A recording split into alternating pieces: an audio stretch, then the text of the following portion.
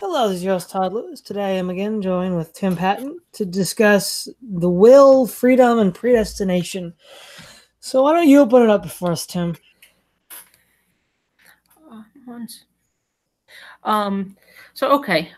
Free will, and some extent sovereignty will be the main topic for me at least. So before I start, I just want to thank you for doing this again. But second of all, free will is not only a problem for predestination Calvinists or anything like that.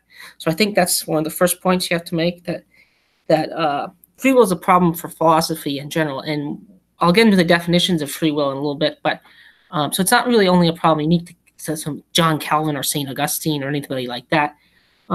Three examples of people who don't really believe in some form of free will, and I don't think you would call them fundamentalist Christians. Sam Harris. Sam Harris doesn't believe in free will in any real extent. He's been on his podcast. He actually argues against a lot of concepts of free will, and just views us as sort of inanimate objects to some extent. Marx believes we're limited in free will as well. He believes we're limited by free will by certain ideological and class and superstructure strengths. And lastly, Noam Chomsky doesn't really believe in free will as well. In some ways, like Sam Harris, as William Lloyd Craig points out with Sam Harris, but also as Chomsky doesn't really believe in free will. He believes we're somewhat limited by our biology, which is not. I'm not saying that's a bad way insult to critique of free will per se. But those, so I just want to first start that free will is not really unique to Christianity, and I think that will get into why I'm not as concerned about this debate as maybe I was 2 years ago. But because I think some dissent, the Arminian Calvinist debates, have a sort of WWE mentality, if you know what I mean. Like they sort of have a sort of like a lot of insults get thrown. But I will say I think free will is important, and the reason why I think it's important is because if we don't really have free will, why does it matter in any meaningful way what choices we make, whether we get punished or rewarded? And I think that's really integral to Christianity, because without that, and that goes back to the fall to some extent, but also salvation as well. As Nozick says, Nozick piece, Robert Nozick, anarcho-capitalist, wrote a book, Philosophical Explanations, and he talks about choices.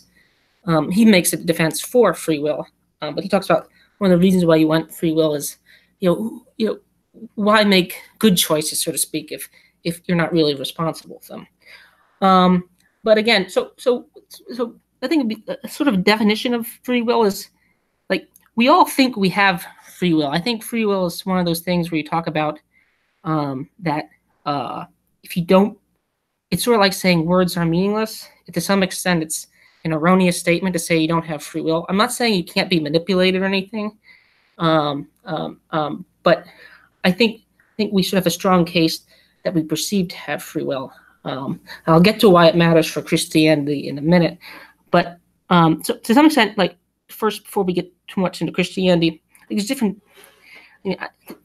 Is free will like? I do not think a hurricane has free will, for example. And actually, Sam Harris talks about like this, and he talks about determinism. He says like animals don't have free will. The idea of you're going to go hold an elephant. Sam Harris brings up the example of an elephant that escaped a zoo and trampled a bunch of people, and they hung the elephant. And he thinks that's kind of absurd. I do too, as well.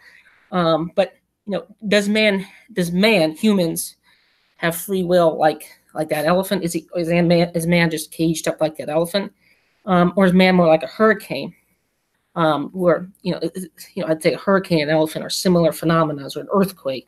And also the prediction thing is just because you can predict per se an elephant or a hurricane doesn't necessarily mean that you're the author of the actual event.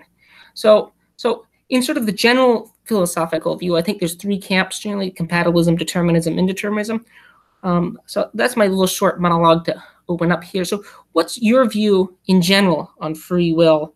Not necessarily regarding philosophy, but regarding not necessarily regarding Christianity, but just in general, what's your view on free will?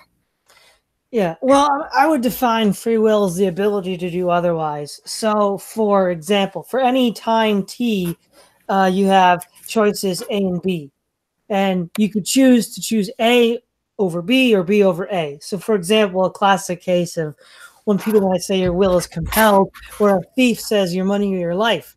Well, you technically still have the choice to say no, and he takes your life. But in that time T, you have choice A, give him money and save your life. B, not give him money and lose your life.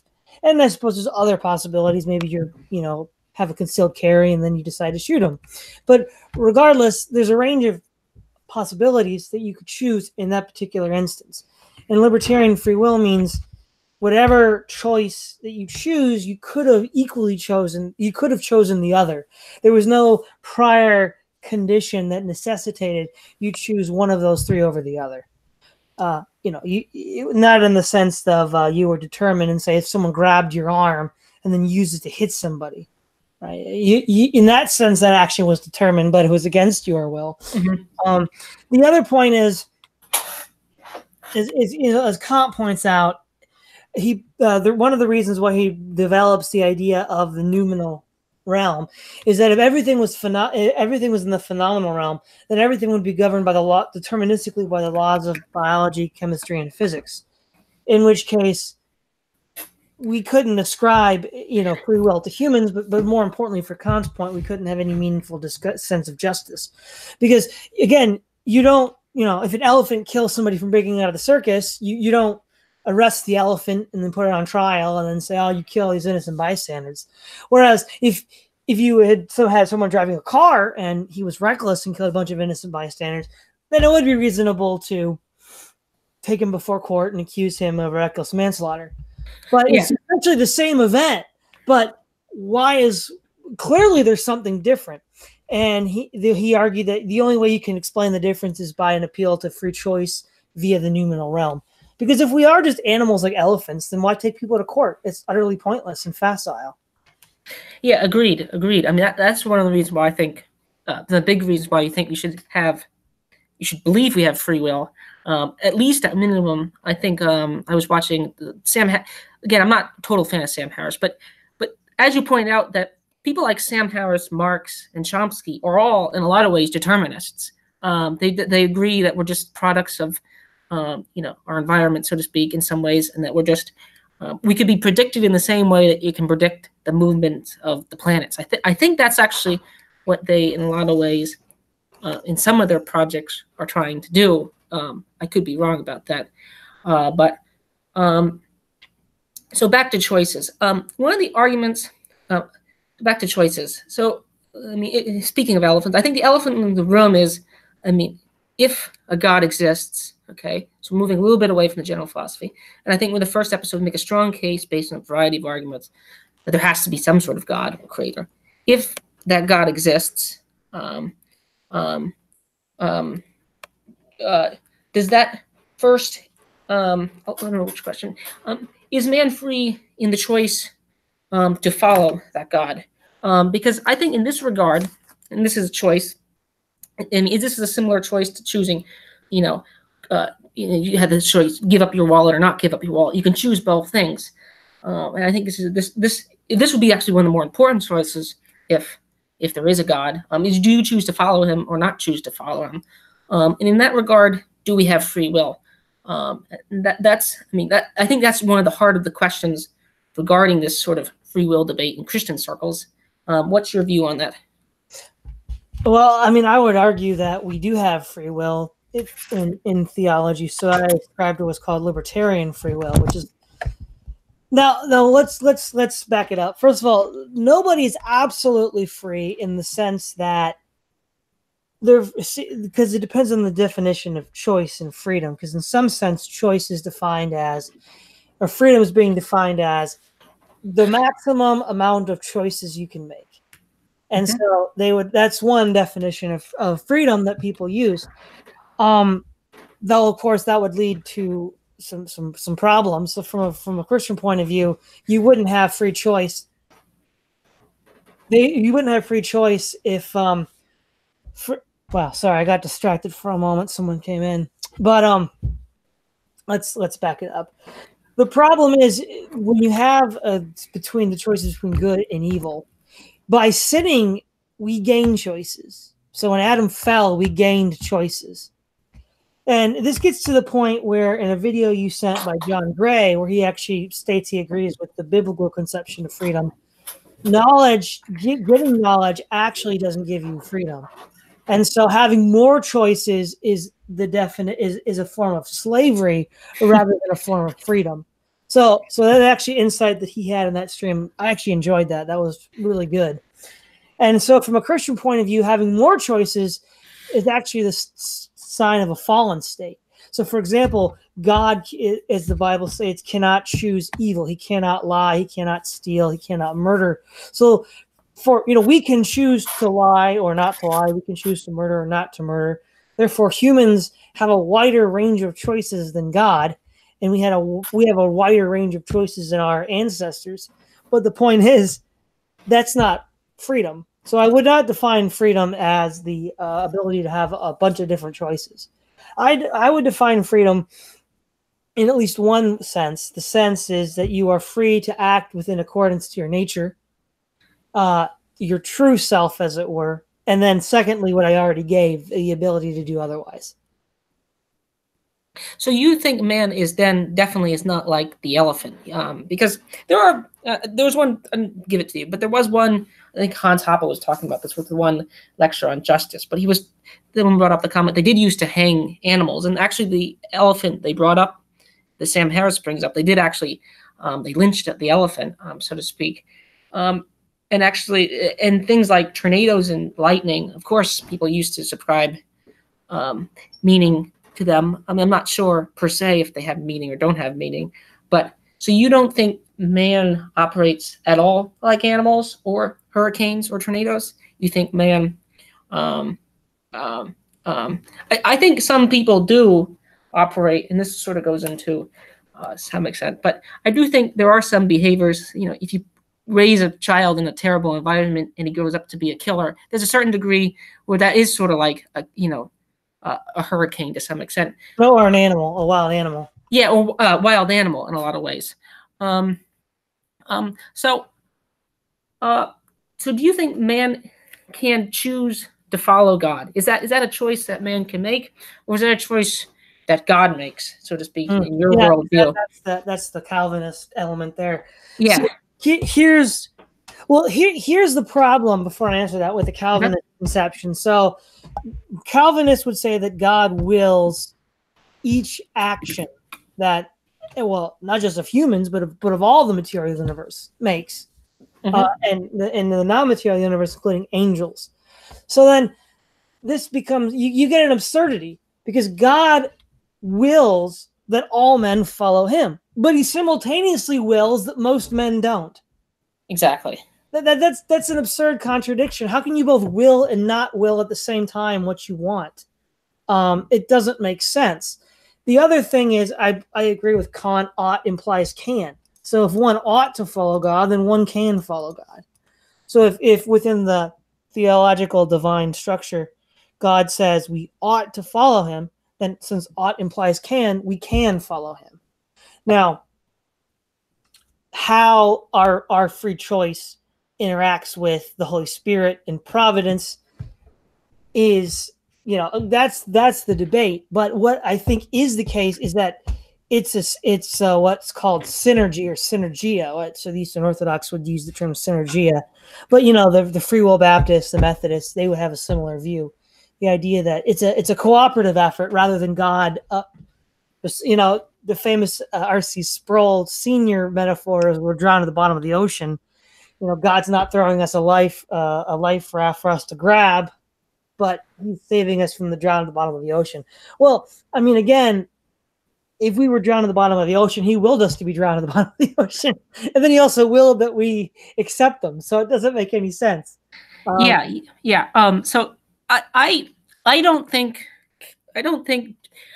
John Calvin, and actually a lot of Calvinists and people like, I don't know, R.C. Sproul, and there's some others, I think on YouTube, for example, like MacArthur and Jeff Durbin, other ones. I don't think Calvinism is some sort of came out of nowhere. I think it is to some extent a logical interpretations of certain passages of scripture, because you have the Psalm quote, where not one of you everyone desires wickedness, not one of you. You would agree with that. You don't think it's... Oh, yeah. It's also repeated, I think, in Romans chapter 2 or chapter 3. No one seeks God. No one seeks the good. But you see, what I would say then is it's not that God determines that we... Well, furthermore, if God determined that we chose evil, then where is our culpability for sin?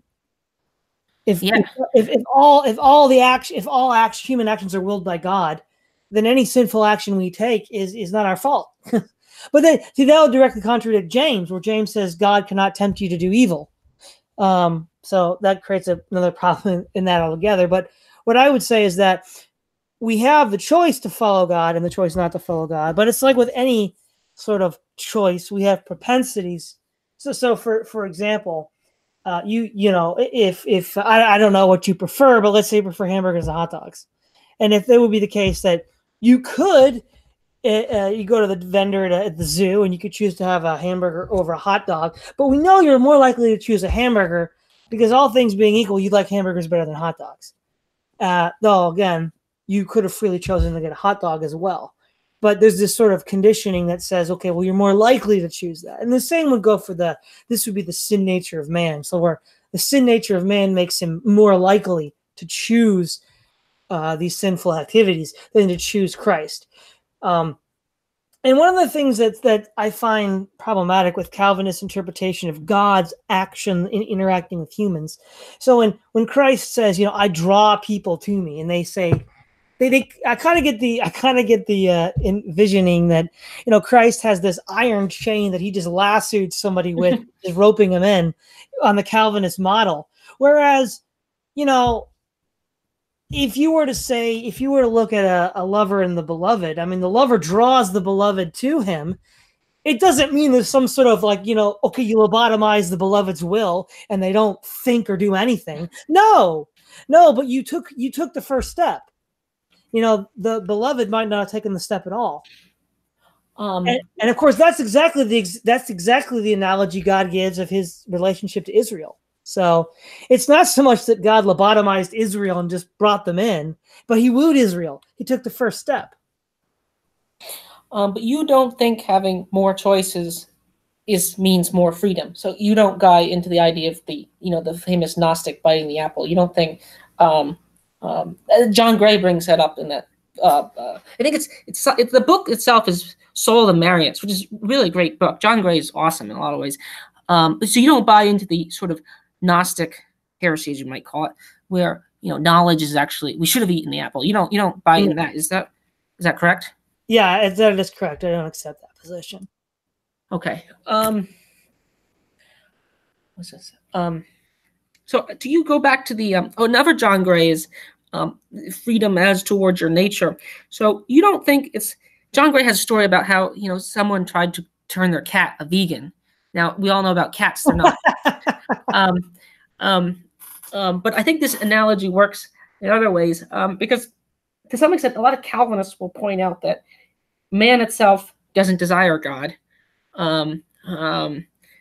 He per se doesn't desire God, and I think in the one R.C. Sproul video I spent that one of the best arguments against the idea that Christianity is a man-made religion is to some extent, to some parts, it's wickedness. Now again, I'm not saying it's to for or against. I'm somewhat of an outsider to some extent. I'm more inside than I probably admit. But you think getting man to desire God is sort of analogous to getting a cat to desire vegetarian food? Is that because R.C. Sproul will use certain metaphors like he'll be like trying to it's sort of like swimming upstream to some extent. And even a lot of Arminians. So sometimes I watch Arminian Calvinist debates, and I know there's the Turing test. I'm not always sure which one's the Arminian and which one's the Calvinist because they sometimes make a lot of times they agree on points. And actually, one of the things I like about Calvinists is they're generally pretty confident in their theology, which. So and they're pretty sophisticated as well. So, but what would you say? Is it like is man desiring God? Is that sort of analogous to a cat? Well, the reason why it's hard for men to desire God is this. So let's say you have a person who is addicted to drugs, like hard drugs, like LSD. Now, he might want to quit, but it's very difficult for him to quit and nigh impossible unless he has outside help. So man in his sinful state is the crack addict. And unless he has outside help, i.e. God, the Holy Spirit, and other Christians, even if he wants to quit, he has a hard time doing it. So I think, one of the things I like about Calvinism is, first of all, it lines up with a lot of secular thinking, as I pointed out. I don't think Sam Harris is probably like a liberal Marxist, and Chomsky is somewhere in between. So a lot of secular thinking is already deterministic, even though they don't necessarily always admit it. Another reason why, there's an exception, though, we have Michio Kaku, the physicist. He believes that we do have free will, so it's not an open and shut case. Even True. It's not an open and shut case. I studied from this part. That's not an open and shut case. And then, of course, there's the Christopher Hitchens classic line. Of course, I believe in free will. We don't have the choice otherwise. Yeah. As if free will is sort of a I think, as if free will is almost everyone. Very few people act like every decision is just gun to their head. So, but again, another thing people need to understand is that free choice is on a spectrum. There's degrees of coercion, degrees of volition. So for example, if we have the worst case scenario, the gun to the head by the criminal, you have very little realistic volitional choice. But we might say, let's say that you're in a job that you don't like, but you're living paycheck to paycheck. And there's things you'd like to do with your life, but you can't because of the hours of your job and the kind of work leaves you exhausted afterwards. So you still have a fair amount of discretionary time in the off hours to decide what you do. But what you actually do is determined by the hours of your job and the exhaustion you have after the job. Because maybe you want to do a lot of outdoor activity, but you're too tired from whatever your job is to do it. And so you're still coerced in a way, but it's a kind of indirect coercion, and certainly a good deal more limited than the coercion of the mugger. And then, of course, you have more volition, so more volitionally free choices. So let's say that you're independently wealthy, you can sort of do whatever you want. And so, but there are also limits for that too.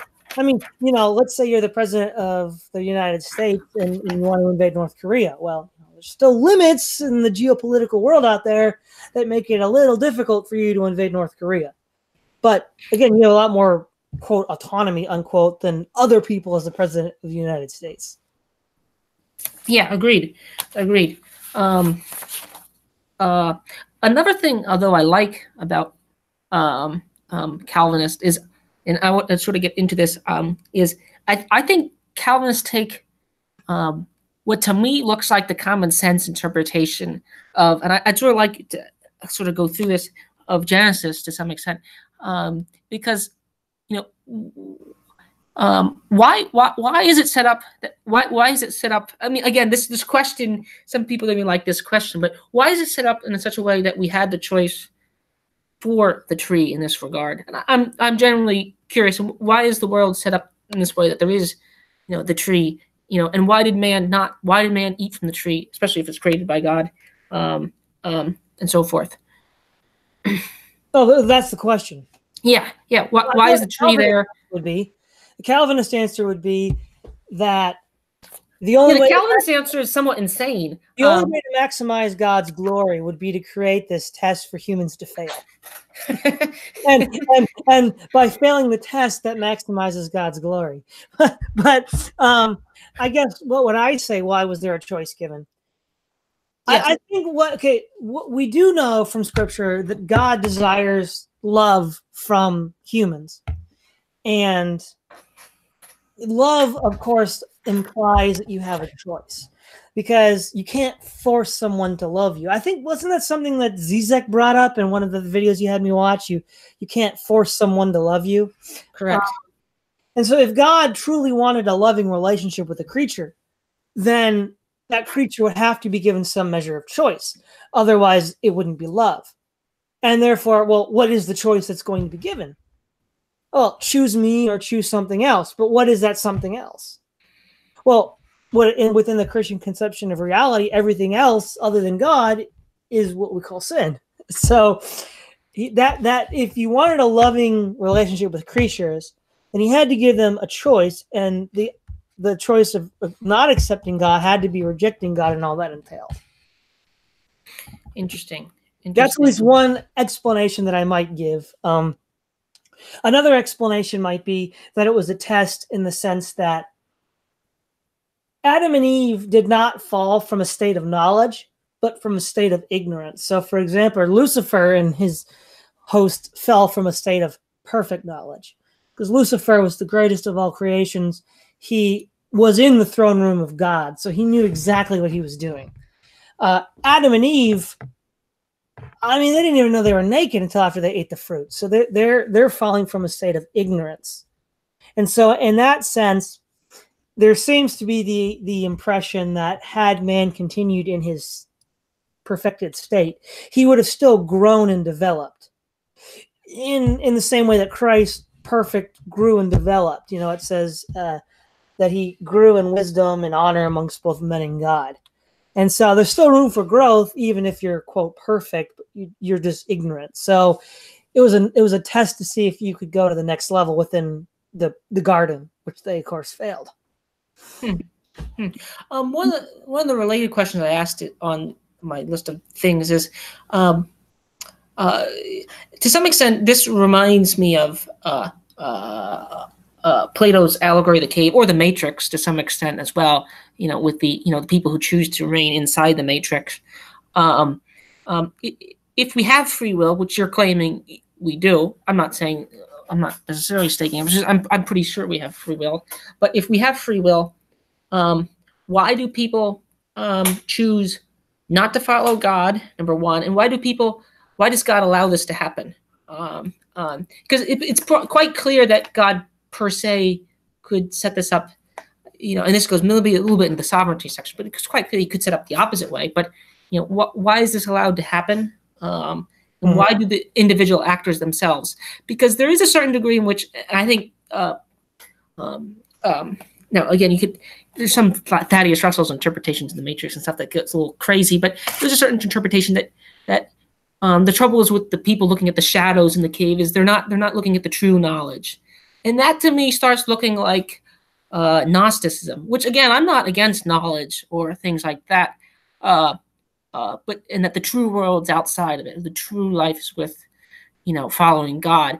And there is a certain Christian hedonism that sort of says that the better world is following God as well. But why does God set up that there are alternative choices, and why do the individual actors themselves not choose this? Were you there? Yeah, hold on. Yeah, something happened. It looks like I'm back. Just want to make sure it's still going. Yeah, looks like it. That was weird. Okay, sorry. Yeah, I cut out for a second because I apparently got booted. I was gonna say, why do? Okay, Plato's allegory of the cave. In that cave, they have people looking at the shadows, and also in the Matrix, you have people stuck inside the Matrix. They don't know that this is the fake world. And I think there's a certain analogy that the garden there. Why does God, so to speak, set it up that people don't follow him, number one, and why do the individual actors don't follow the individual agents, especially if they have free will, choose not to follow him? Is this just a lack of knowledge? Are they predestined not to follow him? Like, why do they not follow them? Or why are they atheists? I think I gave you the R.C. Sproul thing. R.C. Sproul has a way to explain why they're atheists, but why do you think there are people who do not follow and so forth? Yeah, okay. So the one thing that I'll say is, let's start with the first one. Why do people not follow God? Part of the problem is, it's like I mentioned earlier with, say, like crack. If we view the fall as an overdose on crack that we all genetically inherited, then we're all genetically inherited, I'm using an analogy, then we're predisposed to have poor impulse control and choose self-destructive behavior. rather than the behavior that we ought to choose to do well for ourselves. So, starting from that point of view, is that most people don't choose God because sin is a form of an illness, right? Christ is called the great physician. So we're ill. We lack in some sense, we lack the will to choose what we should. Just like someone who's an addict might want to change, but lacks the will to actually execute that plan. And then second of all, why does God allow that to happen? Well, I mean, in one sense, this goes back to the definition of why we had a fall in the first place. If you want to have a relationship with creatures based on mutual love, then you have to give those creatures choice. Otherwise, it's just robots, and I don't know what you're talking. You're not really describing a relationship of love. And so, once you have that option, then of course some people are going to say, no, we don't actually want to follow Christ and God, and others are going to say, oh, no, actually we do. But if you remove that choice, then you don't have that. And so, for example, we read in the Bible that God is waiting to end history until everybody who has been predestined to be saved is saved. So he waits so that those people who will choose him in the future get a chance to do so. Interesting. So you don't think it has anything to do with knowledge, so to speak? That's another thing I like. No, because I think this is where I would agree with the Calvinist. As R.C. Sproul said in the video you sent me, man has no excuse. Yeah. Another thing that some don't understand is that by some definitions, Calvinists and Augustinians, as they like to sometimes call themselves, don't already believe in some form of free choices to some extent. Actually they say that's to some extent the problem. Funnily enough, I think RC said that explicitly, that we do have choices. So you don't think it's like a neutral choice where we have, there's, it's like choosing a Coke or a Pepsi. It's not like some sort of bland neutral choice where it's just a matter of knowledge, correct? Well, if I understand you correctly, your question is the choice to or not to follow God is not like one of those mundane choices. Yes, it's not, because it's not. Knowledge is a factor, in the sense that which religion do you go under the banner of, but that there is a God who you need to reconcile with. No, there's no knowledge issue there. And of course that's the seed from which you then come to faith in Christ, if you follow that yearning, that knowledge. Interesting. Because to me, to some extent, the Calvinistic system makes sense, at least on the surface, and actually on deeper levels, as people like John Gray and Zizek will point out, to some extent, there is a certain freedom in being puppets. I mean, as John Gray says in The Soul of Marrying It, the puppets move more freely than the puppet masters. Exactly. I mean, there's that old quote that the ultimate socialist society is a prison where everybody's equal and you don't have to work for anything.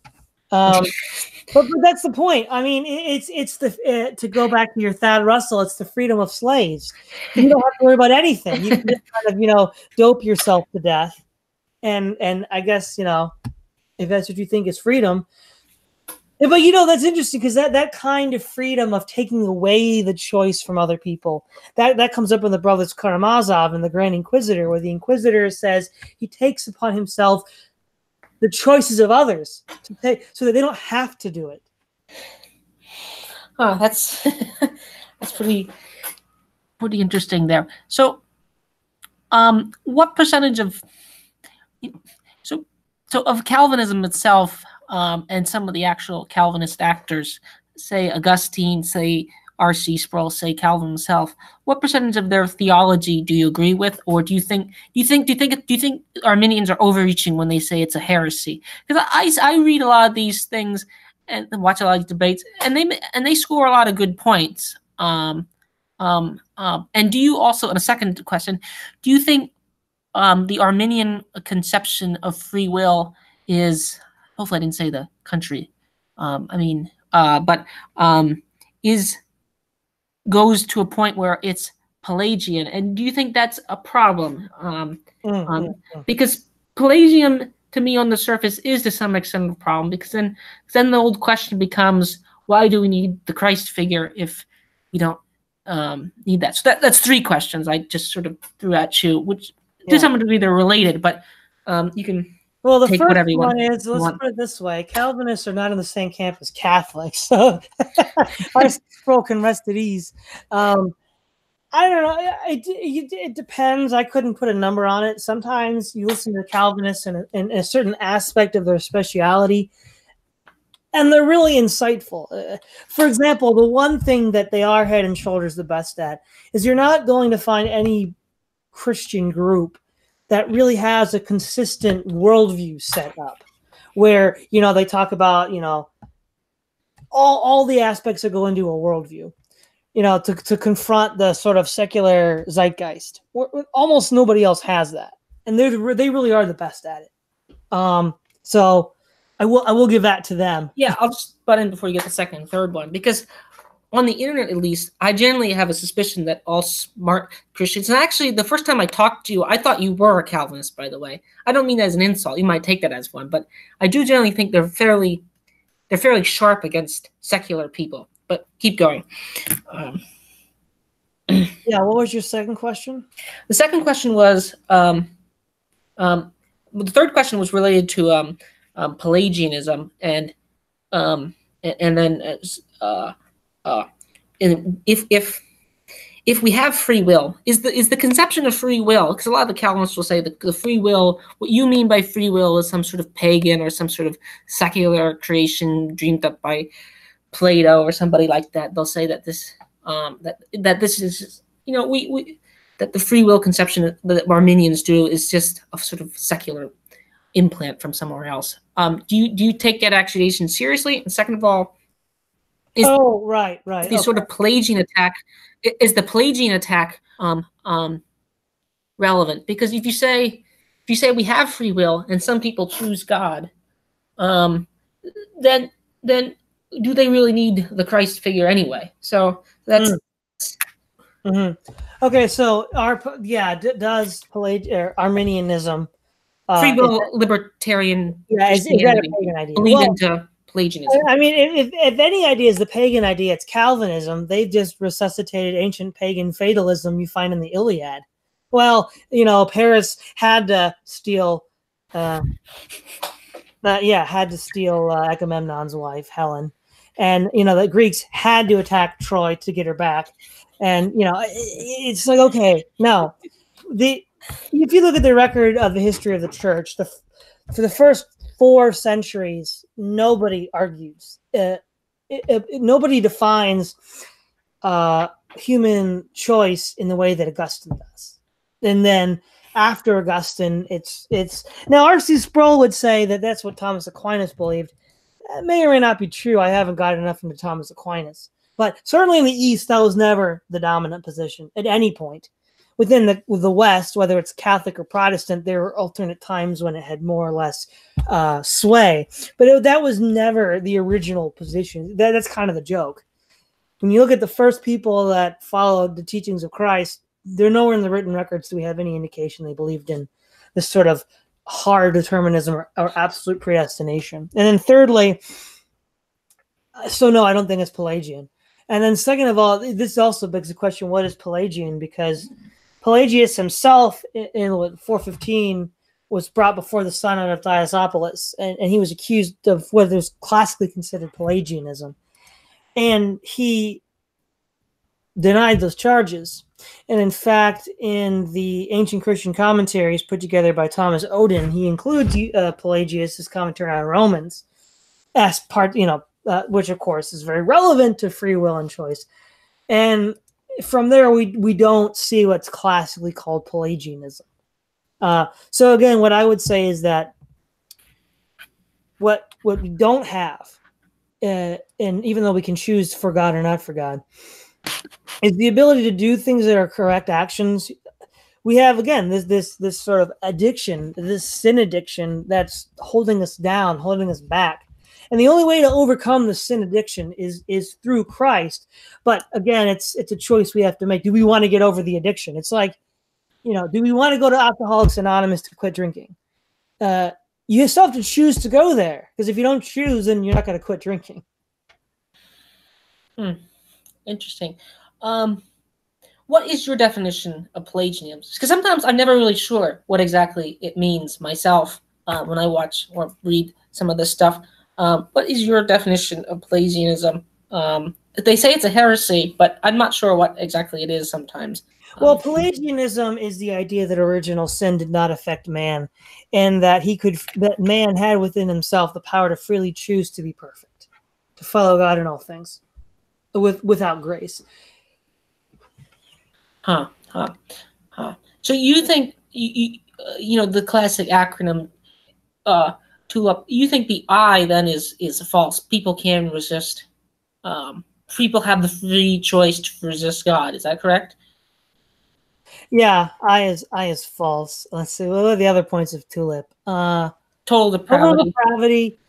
Yeah, that's man at the bottom of the ocean, right? Probably not going to accept tea. Unconditional election, definitely not. Limited atonement is just flat ludicrous. I mean, the New Testament says God wishes that all should be saved. No, Todd, he only died for the elect. I mean, you see, you're right. There are some passages that superficially Calvinists seem to have the common sense interpretation of, but then you get like limited atonement, and then you run into God wishes that all should be saved, and because it's like the most opposite, counterintuitive interpretation. Or I remember one time I think it was R.C. Sproul, he was talking about the book of James, and he goes on, he starts talking about how we're not saved by our works, and then he says, but then here James says we're saved by our works. And then he's like, well, James doesn't really mean what he says. I'm like, well, wow, dude. Wow. Sounds like a liberal theologian to me. And then you have to have TULI, P, of course. What's P? Predestination?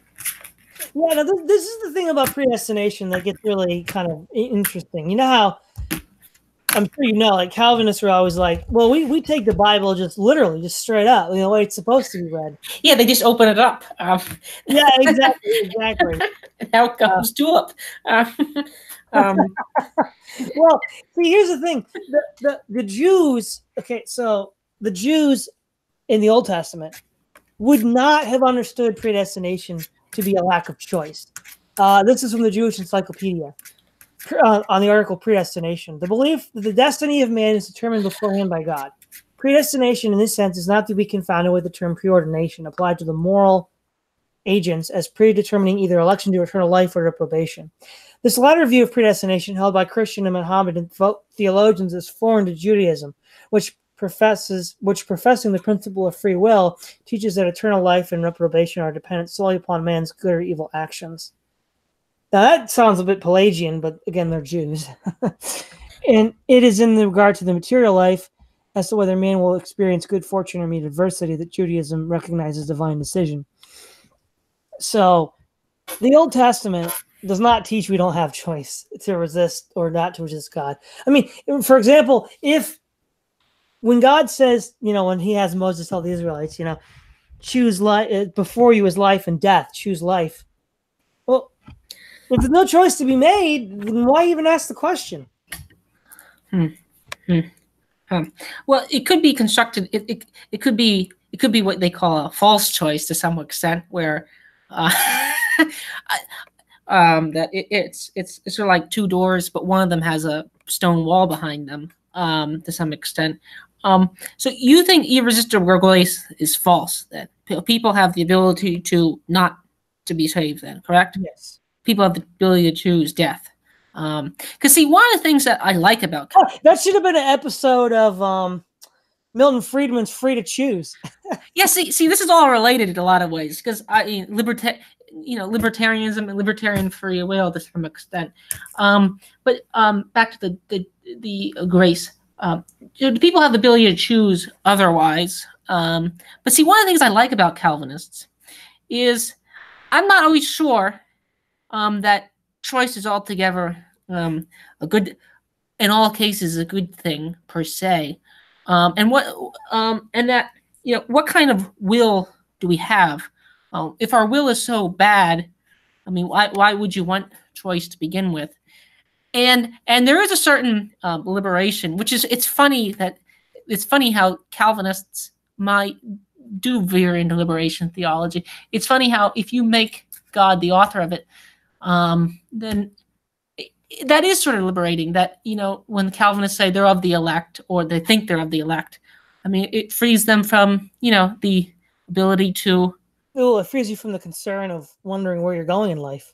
Yes, and also number two for the agnostics and atheists out there, that it gives you. Well, I'm just not of the elect. It gives you the comfort, at least the false comfort, of thinking that you're not responsible for your actions. So when you're doing all the things you really know you shouldn't, you can feel comfortable doing it. So you would say Calvinism is a, what are the intellectual roots of St. Augustine and Calvin? Because I don't know if you've ever heard of people like, if you watch enough of these videos, so, speaking of predestination, but if you watch enough videos, you'll see certain like Calvinist street preachers appearing. They'll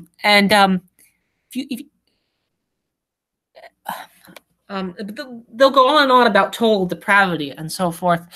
But do you think that Augustine and Calvin, and then to some extent Luther as well, do you think their views, where did they come from? Did they come from people like Plato or something like that? Exactly. No, totally. I mean, Augustine was a Manichaean. I mean, that's where all of his fatalism comes from. The Gnostics and Manichaeans didn't believe you had free will. The other thing is their conception of God, the doctrine of divine simplicity. That's just Platonism. I don't accept the doctrine of divine simplicity, and for that matter, neither do the Eastern Orthodox. But yeah, that's a very Calvinist, Platonist view of God. The sort of divine simplistic monad, and the idea that everything is determined. And see, that's the odd thing. Why they would accuse the free will advocates of borrowing from Plato. The Gnostic tradition says we don't have free will. So, and they, of course, borrow from Plato. So, no, Plato doesn't teach we have free will. I mean, it teaches the opposite in a lot. Exactly. So a lot of this is just Platonism, Gnosticism, and not really Jewish, right? Because the thing is, if you want to read the Bible the way it was intended to be read, you have to read it in some capacity as a Jew, at least the Old Testament, because the Old Testament was not written to Greeks, and it wasn't written by a Platonic philosopher. So those kinds of thought patterns and aspects aren't going to do justice to the actual meaning of the text. And for all of their laudable attempts to take the text at face value, Calvinists and Lutherans don't, because they still have these Greek philosophical concepts that hamper them from taking it straight up. What's your opinion then on St. Augustine? Is it true that he was a literal like Manichaean entering that at one point in his life? Yes. And then is St. Augustine to me, there's sections of St. Augustine, his long treatise, that does, and then it does seem right. It seems quite logically get tulip out of what some of the things he says. Do you think do you think St. Augustine himself is somewhat heretical to some extent? Did he implant Greek thought into Yeah. Christianity? I would say that. Am I overreaching by saying that? No, I don't think so. I think that, at best you could say he was dodgy, and at worst he was a heresiarch, because he basically denied that people had free choice. There's a lot of things he did wrong. Let's just limit it to the free choice one. He basically revived Gnosticism and saying that we don't have free choice, whereas the Jews and the Christians up to that point had agreed. Now, there were Jews that believed we didn't have free will, like the Essenes. But a lot of those Jews who didn't believe we had free will were influenced by the Greeks, who also didn't really believe we have free will. And the thing is, if you don't have free will, then why bother doing anything? Because everything's foreordained by the stars, the fates, or God. So just why even bother? Yeah. Do you think then, like, there's certain the red pill on free will? I think Sam Harris has a podcast on that. Do just because something you don't like per se doesn't necessarily mean that it's not the case per se. But back to the sort of the general question of free will, what is your strongest argument that we have free will? I like with you think there should be a pretty strong case to have free will. I think there is a strong as if case, but I mean there are clear examples where in advance you can get manipulated, for example, as well. Sure. There's also, I mean, and there's also, as you pointed out, there's also a spectrum as well. I think you have those North Korean laborers in Russia that Vice profiled. I think those people have a lot fewer choices than I do. And maybe a wealthy person might have even more choices than you or I, per se, possibly. So there is obviously a spectrum. I think there are sort of manipulations. But is free, and to go back to our sort of first episode, is free will a knowable phenomenon? Is this some sort of a priori truth? Yes, it is. The way I identify free will is when Kant talks about a priori synthetic knowledge, he gives the example of geometry. He says that, we know that geometric proofs are a priori synthetic, but we also know that there are concepts that have to be already assumed for geometry to be intelligible. So, for example, spatial dimensions. So, because spatial dimensions are a requisite to make geometry intelligible, and we already know that geometry is a priori, we can infer with certainty that spatial dimensions exist. So that's the Kantian synthetic argument. And using a similar line, he argues that the noumenal realm must exist because we have this thing called justice, and this thing called justice demands that we punish people who act against it and reward those who act in accordance with it. But if we're just purely material beings, then we would have no choice, because everything would be determined by the laws of science. Therefore, we wouldn't have justice. But since we know intuitively that justice exists, then what has to be entailed within the concept of justice that we have choice? And you could play word games and say we deny that we have justice, but nobody actually. See, you can't live that way. You have to assume that there is choice, that there is justice, because you would literally have to treat a mass murderer and a rapist the same way as a rogue elephant that ran out of the circus. Or a tornado. I think treating it as a tornado is actually more of a clear-cut way to do it than... And yet nobody can. Nobody can do it.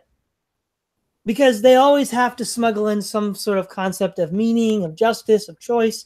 I mean, why do fedoras get so butthurt when you insult them? I couldn't help but insult you. I was determined by my biology to insult you. It's not my fault. Although there is a movement, Sam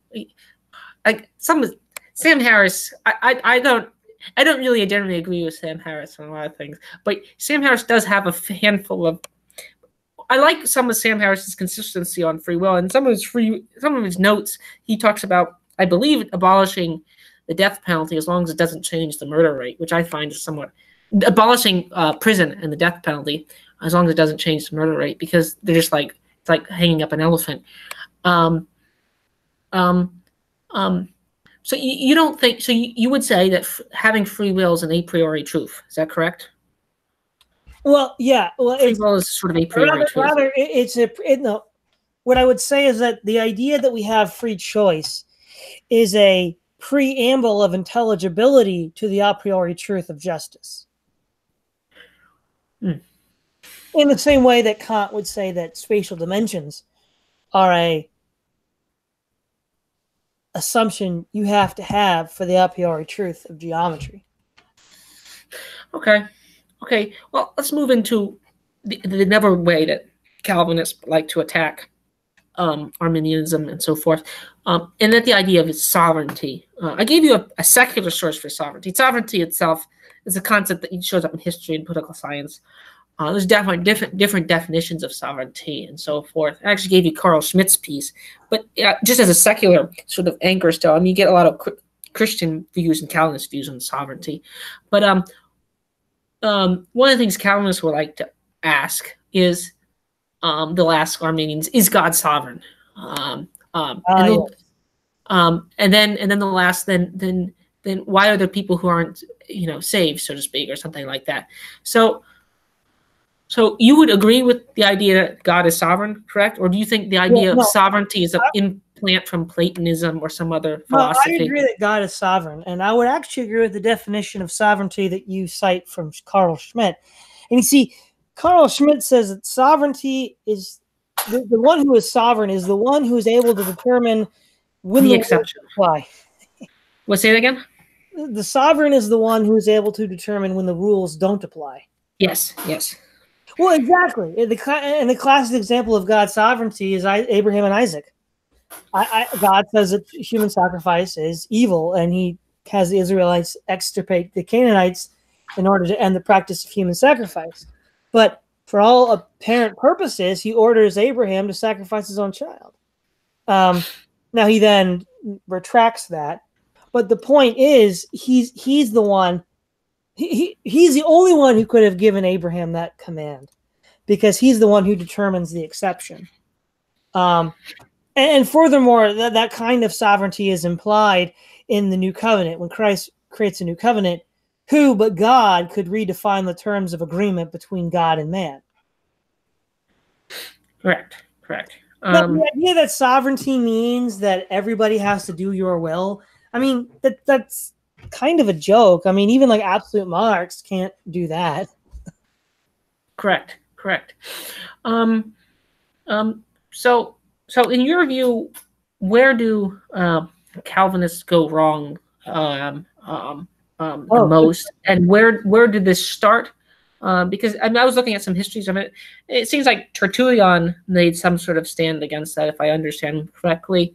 But some of the early church, I've been trying to do some reading on this.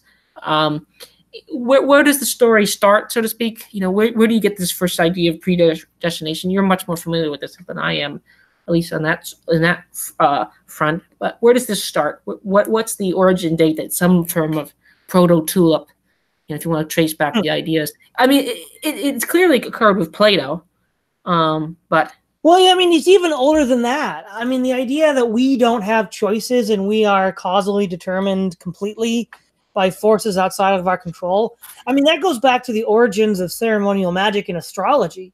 I mean, the whole point of astrology is that the stars govern your life completely, and that it's your goal to figure out how to plan around that.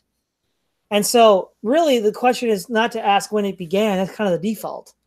The idea that we have choices is kind of the new thing. The new thing, because I mean, that's the whole point of the Iliad, right? Nobody has a choice.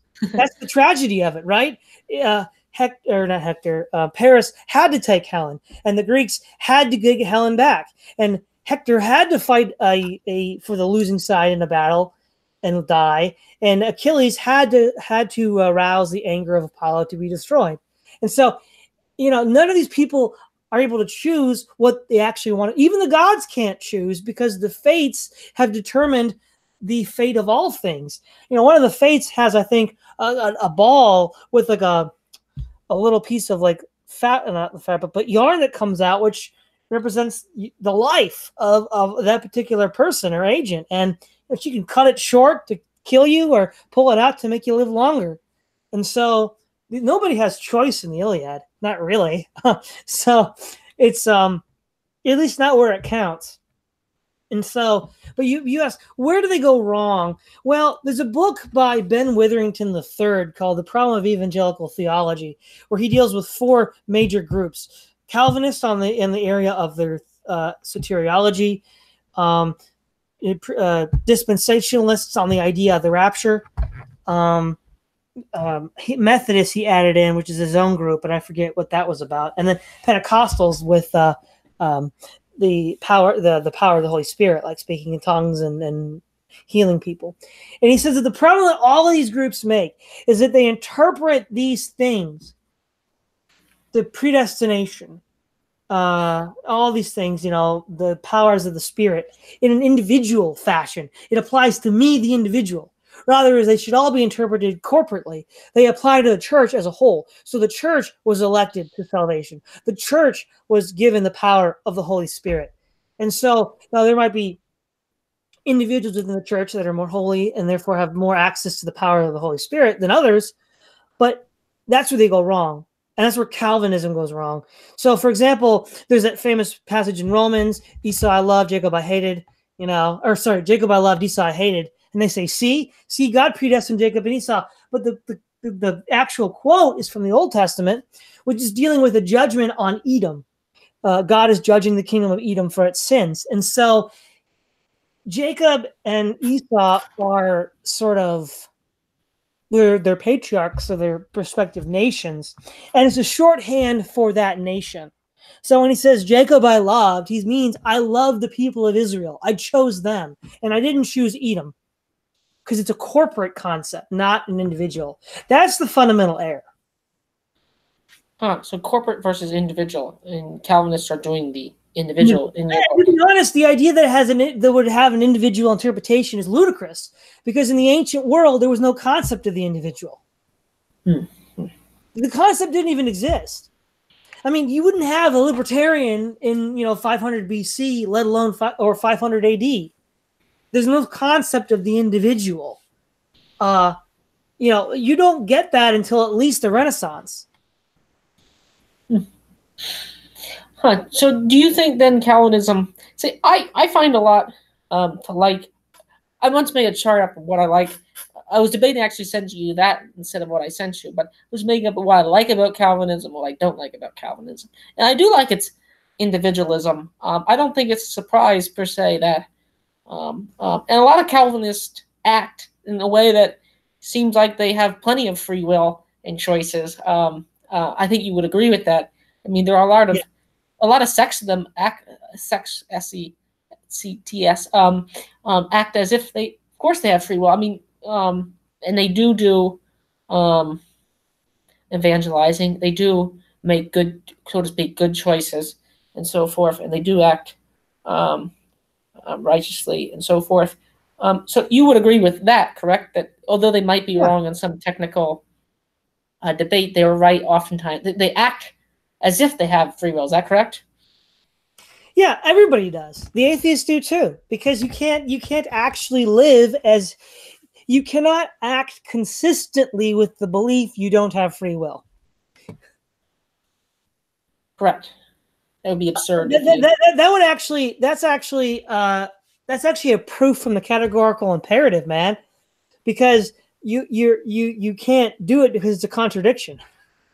What to you is the best free will theologian out there? Is that William Lane Craig? Is he a free will theologian? Yeah, I think he is. I say probably. Well, yeah, you can't say Plantinga because he's a Calvinist, so he's probably going to support. Well, Plantinga is a Calvinist. Calvin. Interesting. What is his defense? Honestly, William Lane Craig is the best free will philosopher out there. But then again, I think John Lennox believes in free will, and he's pretty good too. Interesting. And you're free will as well, correct? I would assume. Yes. How long have you been free will? I don't know. I think when I was growing up, I believed in parts of Tulip. I think I believed in Preservation of the Saints. I think I believed in. I don't know if I ever believed that God chose only to save the elect. That was a hard pill to swallow. I think I also accepted the idea that we were predestined, but it was not like God, at least the way I saw it back then, was not that God chose people to be damned. It wasn't double predestination. He just chose some of us. But then I kind of started to realize that A, this wasn't the original position that Christians had held. B, at least a lot of absurdities, like God is willing. It leads to the ultimate absurdity, which is God is the author of original sin and man's not responsible. Yes. Is that correct? Yes, that's the ultimate absurdity. And I thought about, like, man, this just doesn't work. So, I went to a more free will perspective in this regard.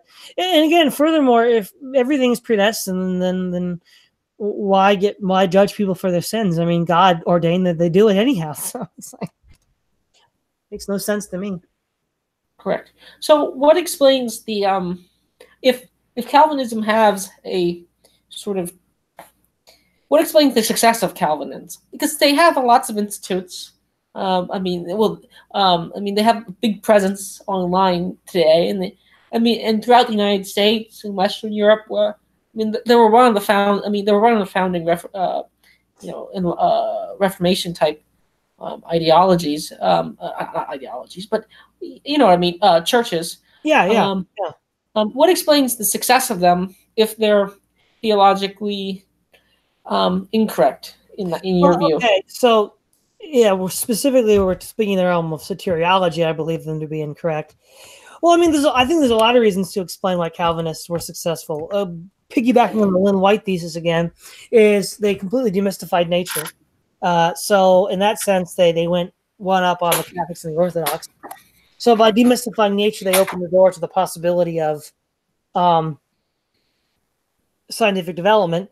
And furthermore, even though it's, I believe, a false doctrine, the idea of predestination, you see, here's the thing, though. It doesn't actually make you secure, though, because you can never be sure that you're actually saved to begin with, which is why Weber points out in The Spirit of Capitalism and the Protestant Work Ethic is that the way the Calvinists assured themselves that they were certain of their election works. And that translated into the rise of capitalism.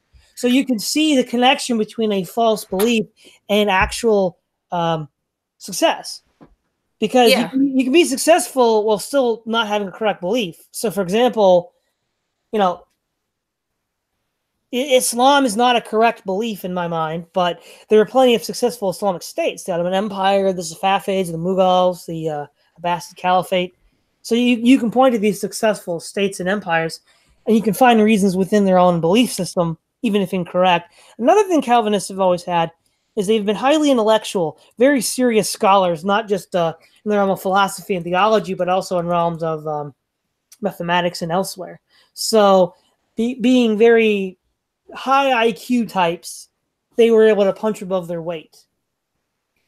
Interesting. See, I like a lot of them because they're very intellectual. And a lot of people call them autistic and stuff like that. But I like their sort of approach. I like their worldview. It's very it sort of owns up to the worst, as I stated, the worst. I call it you'd call it an absurdity, but they own up to the worst, and some of the more explicit ones, the sort of they might call it, in a derogatory sense, be known as hyper Calvinists, but they own up to the claim that we're just puppets of God, which they're sort of like the Marxists today. In some sense, that the ones that actually believe it and they will still defend the Soviet Union, like Zizek in a lot of ways does. They sort of, there's a certain degree of respect you have to have toward them. I'm not one who generally likes to consider my opponents dumb or deluded, but I do think they're some of the smartest Christians out there in general, in debates and so forth. And do you think part of their success is due to the fact that other secular ideologies, like Platonism itself, easily locks right into it? Is that another argument for their success? You mean like they kind of hack into it? Yeah. Because the reason why I don't know is the way the modern assumption is that we don't have free will.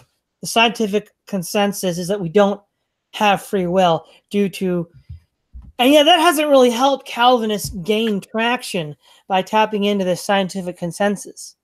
So I'm not sure I'd go there. Because see, oftentimes you accuse me of false taxonomy, or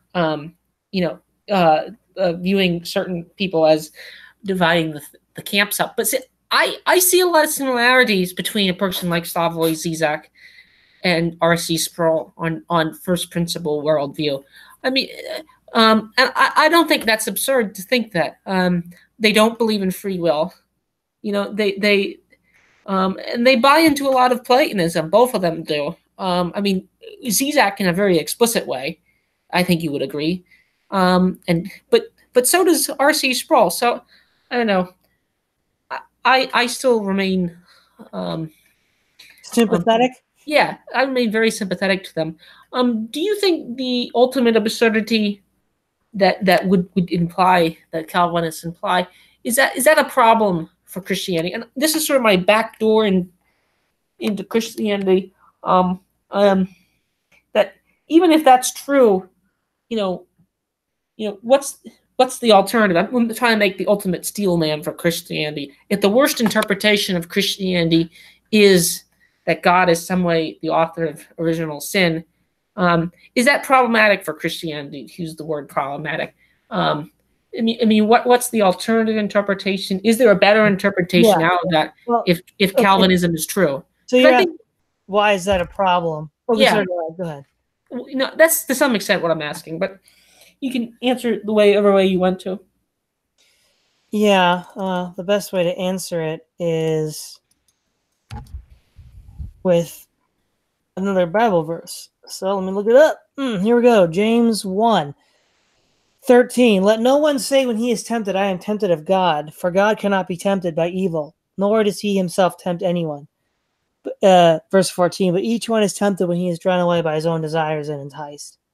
So that would be a direct contradiction to Scripture, because then it's worse than tempted. It's not just God tempted Adam. God compelled Adam to sin. And so it would be, I think, but again, Calvinists have always, Reformed theologians have always had a troubled relationship with James, which is why Luther threatened to get rid of James. Really, he did. He didn't actually do it, but he threatened to. And I see that's part of the problem, because a lot of the general epistles, James being the case in point, create problems for Reformed soteriology, and so they tend to. Because I think if you just read Romans, you can easily come to that view. Would you agree? You can easily come to the tulip view if you just read Romans. Would you agree? If you read it as an individual rather than as a corporate body, but that's just begging the question. Nobody would have read it as an individual in the first century, let alone the year 1000. I mean, no, nobody would have read that as applying to an individual. It was a corporate election. Interesting. When would you say is the height of Calvinism, so to speak? Is it at the beginning of the Reformation? Was the Reformation always? Calvinism is probably Puritan New England and the Puritan era from around, which is most of the 17th century in England and New England. As well as the Dutch Golden Age, which is also in the 17th century. So yeah, the 17th century was peak Calvinism. They were on fire all over the place. Is that because Calvinists? See, another feature of Calvinists, which I think a lot of Arminians shy away from, is the idea of hell, and that Calvinists are people who actually, maybe you do it, but Calvinists actually seem, a lot of the people like R.C. Sproul, and I think and some of these street preachers, they 100% believe in it. They actually believe in it more than probably heaven to any extent, or God. They really believe in hell, so they want to work their butts off to. I think Christopher Hitchens once said that if you believe that and you're not trying to convince me that every day that you're talking, it's a pretty good chance that you don't really believe in it. I see people like, I don't know, from I don't know if you watch their Ray Comfort or Jeff Durbin. I see these people on the internet And actually, like, if you believe that what Calvinism says, that's a pretty logical thing to do. Is, that's a pretty scary thing. I'd work your butt off. So what do you think about that? What do you think about that claim? Well, like I said, just because they're wrong on salvation doesn't mean they have a lot of things right. I'm just saying that since this is about choice, will, and predestination, there's a lot to admire in elements of Calvinism, which I still admire, but I think we probably need to be wrapping it up. It's been almost 80 minutes. So why don't you give us your final thoughts here, Tim? Well, this has been a good discussion here, but so you would still fit firmly into the free will camp in all accounts. Oh yeah. I mean, Tim, I was predestined to reject predestination, right? That's pretty good. So I think. Let's go put the mosquito on trial, or the elephant on trial. Before exactly. So yeah, thanks again, Tim, for coming on. This is Lewis of the Praise of Fellow podcast, signing off.